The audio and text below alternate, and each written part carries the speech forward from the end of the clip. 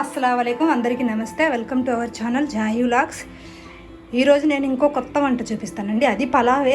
పలావేగా పద్దాక చూపిస్తుంది అనుకోకండి. ఎందుకు చెప్తున్నానంటే పలావ్లోనే చాలా రకాలు ఉంటాయండి. మేము చేసే కొద్దీ రకరకాలుగా ఉంటూనే ఉంటాయి. ఇది ఒక టైప్ అనమాట. కాకపోతే ఇది చాలా స్పెషల్గా చాలా బాగుంటుందండి. నేను ఈ పలావ్ కోసం అయితే నెయ్యినే వాడుతున్నాను. స్కిప్ చేయకండి, లాస్ట్ వరకు చూడండి, అప్పుడు తెలిసింది మీకు.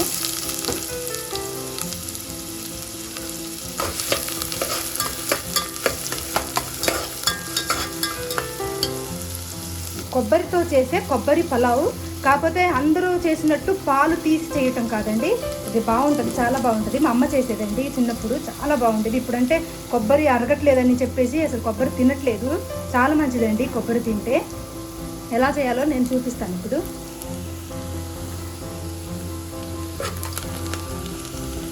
అల్లం వెల్లుల్లి పేస్ట్ కొంచెం తక్కువే వేసుకోండి ఈ పలావ్కి అయితే. పచ్చి వాసన పోయే వరకు ఇలా ఫ్రై చేసుకోండి.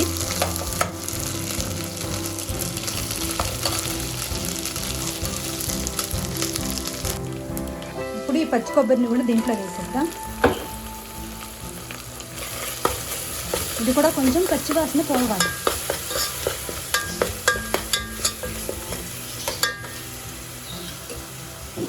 పచ్చి వాసన పోయిన తర్వాత పుదీనా, కొత్తిమీర, దీన్ని కూడా కొంచెం పచ్చి వాసన పోయే వరకు కొంచెం ఫ్రై చేయండి. ఈ మసాలా వాసన వేగుతుంటే మంచి వాసన వస్తుందండి. ఈ కమ్మటి వాసన అసలు అయితే మీ వరకు వస్తే ఎంత బాగుంటుంది అనిపిస్తుంది. అంత బాగుందన్నమాట. ఎందుకంటే ఒక లైక్ అన్నా పెడుద్ది నాకు. ఇందులోనే క్యారెట్ ముక్కలు, వాటర్ పోసుకుందాం. నేను ఈ ఒక డబ్బా బియ్యం తీసుకున్నాను. ఒక డబ్బాకి 1.5. ఇప్పుడు దీనికి సరిపడా ఉప్పు. ఈ పలావ్కి కూర ఏంటంటే నేను ఒక మంచి కాంబినేషన్ చెప్తానండి మీకు. అదేంటంటే కూరల కంటే కూడా చాలా బాగుండేది కొబ్బరి పచ్చడి అండి. దీంట్లోకి కొబ్బరి పచ్చడి అంటే మీకు పుదీనా పచ్చడి చాలా బాగుంటుంది. పుదీనా పచ్చడి,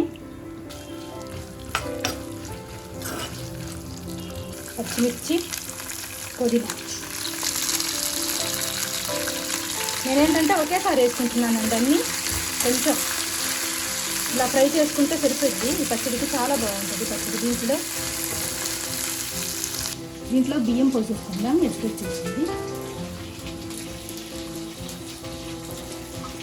బాస్మతి బియ్యం అయితే లేవండి, ప్రస్తుతానికి ఉన్న బియ్యంతోనే చేసుకున్నాము. మీకుంటే కనుక బాస్మతి బియ్యం వాడుకోండి.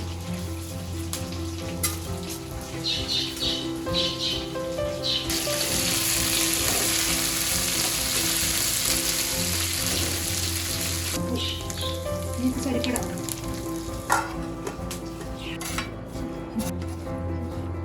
ఈ మిశ్రమం చల్లారాక మిక్సీ పట్టేసుకోవాలండి. పచ్చడి చేసుకుంటేనే. ఈలోపు పలావ్ చూద్దాం ఎంతవరకు వచ్చిందో. చక్కగా ఉడుకుతుంది.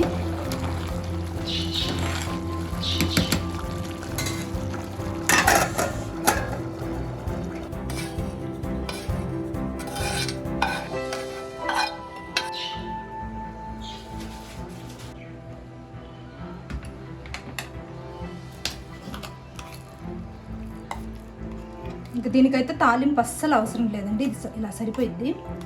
కావాలనుకుంటే వేసుకోవాలనుకుంటే వేసుకోవచ్చు తాలింపు.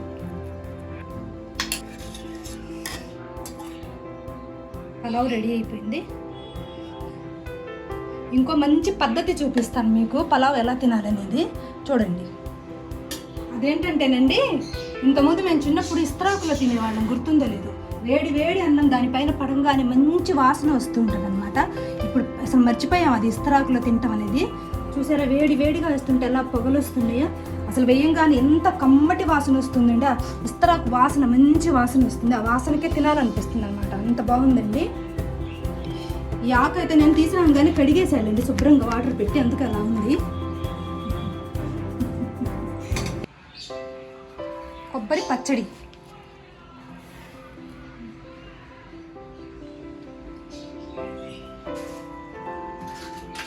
దీనికి కంపల్సరీ కావాల్సింది ఏంటంటే ఒక అప్పడం.